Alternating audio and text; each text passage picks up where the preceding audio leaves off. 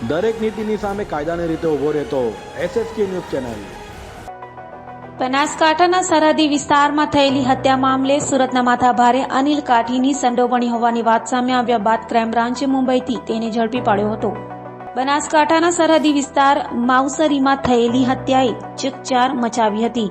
તમીઠા વિરાણી ગામના મફા પટેલ વર્ષોથી વરદાજી બારોટની હત્યામાં જેલમાં હતા અને તે પેરોલ પર આવતા વરદાજીના સ્વજનોએ મફા પટેલ પર હુમલો કરી ગોળીઓ ધરબી દીધી હતી। તો આ હત્યામાં અનિલ કાઠીની ભૂમિકા હોવાનું બહાર આવતા ક્રાઇમ બ્રાન્ચે આ મામલે તપાસ શરૂ કરી હતી અને મુંબઈમાંથી કુખ્યાત અનિલ કાઠીને ઝડપી પાડ્યો હતો। તો અનિલ કાઠીએ મનીષ સિંધિયા પર હુમલો કરી ચર્ચા જગાવી હતી। તો મહારાષ્ટ્રના નવાપુરમાં પોલીસ બાતમીદારની હત્યામાં પણ તેની સંડોવણી સામે આવતા ધરપકડ કરાઈ હતી। વર્ષે 27/10/2023ની રોજ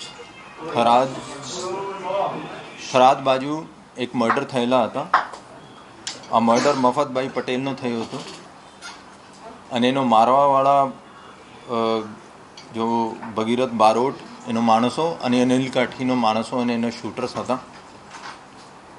આ બનાસકાંઠામાં થરાદમાં એ બાબતમાં મર્ડર પણ દાખલ થયેલા છે અને એની હિસ્ટ્રી એવી છે કે મફતભાઈ પટેલે 2016માં ભગીરથ બારોટના ફાધરનો હત્યા કરી હતી અને આ જ્યારે કોર્ટમાં જતા હતા ત્યારે રસ્તામાં ગેંગે એનો પીછો કર્યો, એને ટક્કર માર્યો અને પછી એને ઉપર ફાયરિંગ પણ કરી। 2 મહિના પહેલાં આ શૂટર્સનો પણ સુરત ક્રાઇમ બ્રાન્ચે સુરત અને નવસારીથી પકડીને બનાસકાંઠાનો સોંપવામાં આવેલા છે અને ઇન્ચાર્જ CP સાહેબ, અમારો બંને DCP સાહેબ અને ક્રાઇમ બ્રાન્ચની ટીમો આ અનિલ કાઠીની ઉપર વાચ રાખી હતી। તો એવી માહિતી મળી હતી કે આ મુંબઈમાં છુપાયેલા છે। અમારી ટીમ ત્યાં ગઈ, એનો વોચ કર્યો અને વિરાલ મુંબઈ હાઈવેથી એનો પકડવામાં સફળતા દાખલ થઈ।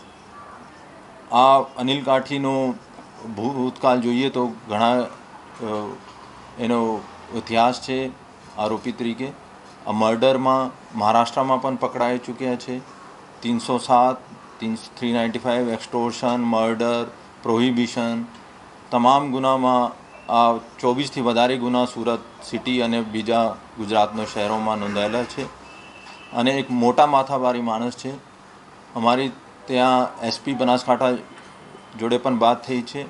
આ ગુજસી ટોકની પ્રોસેસ પણ શરૂ કરી છે અને ટૂંક સમયમાં ગેંગની વિરોધમાં ગુજસી ટોક પણ કરવામાં આવશે। દરેક નીતિની સામે કાયદાની રીતે ઊભો રહેતો SSK ન્યૂઝ ચેનલ।